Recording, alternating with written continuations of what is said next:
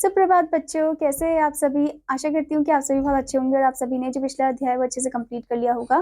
तो चलिए अब हम चलते हैं हमारे नवे अध्याय में, जिसका नाम है प्रसिद्ध लेखक। कुछ ऐसे फेमस राइटर्स हैं, उनके बारे में हम जानेंगे। तो यहाँ पर आपको कुछ क्वेश्चंस दिए गए हैं। निम्नलिखित विकल्पों में से सही विकल्प का चयन कीजिए। पहला आपसे पूछा गया है, पंडित विष्णु शर्मा द्वारा लिखी गई पुस्तक कौन सी है?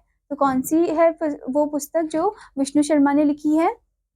आपको ऑप्शन दिए हैं पंचतंत्र, मुद्राक्ष, अर्थशास्त्र। तो वो है पंचतंत्र, तो आप ऑप्शन ए पे टिक करोगे। फिर आपसे पूछा गया है, अभिज्ञान शकुंतलम के लेखक कौन है? तो आपको ऑप्शन दिया गया है विशाख दत्त, कालिदास, रसखान। तो आपका आंसर है कालिदास, तो आप कालिदास पे टिक करोगे। फिर आपसे पूछा गया है, महाकाव्य महाभारत के रचनाकार कौन है? आपको ऑप्शन दिया गया है वेद व्यास, कालिदास, तुलसीदास। तो आपका आंसर है वेद व्यास, तो आप ऑप्शन ए पे टिक करोगे। फिर आपसे पूछा गया है, कागज ते कैनवास किसकी रचना है? आपको ऑप्शन दिया गया है अरुंधति राय, खुशवंत सिंह, अमृता प्रीतम। तो आपका आंसर है ऑप्शन सी, अमृता प्रीतम। ठीक है। फिर आपसे पूछा गया है, रंगभूमि के रचनाकार कौन है? आपको ऑप्शन दिया गया है प्रेमचंद्र, जयशंकर प्रसाद, महादेवी वर्मा। तो आपका आंसर है ऑप्शन ए, प्रेमचंद। ओके।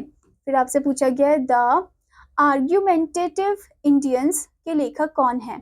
आपको ऑप्शन दिया गया है अमर्त्य सेन, जवाहरलाल नेहरू, महात्मा गांधी। तो आपका आंसर है ऑप्शन है अमर्त्य सेन।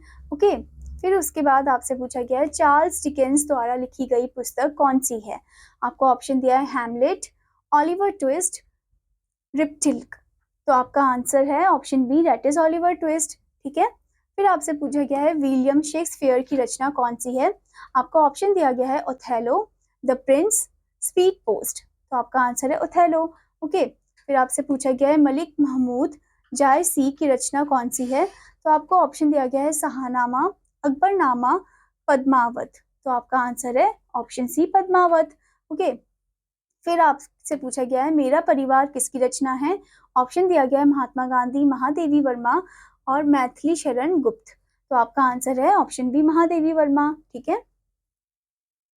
आप यहाँ पर देख सकते हो, आपको अलग अलग लेखकों की तस्वीर भी दी गई है। ठीक है बच्चों, आशा करती हूँ बच्चों कि आपको अध्याय अच्छे समझ में आया होगा। तो आपका होमवर्क है कि आपको क्वेश्चंस लिखने हैं और क्वेश्चंस के आंसर भी लिखने हैं और उन्हें अच्छे से याद भी करना है।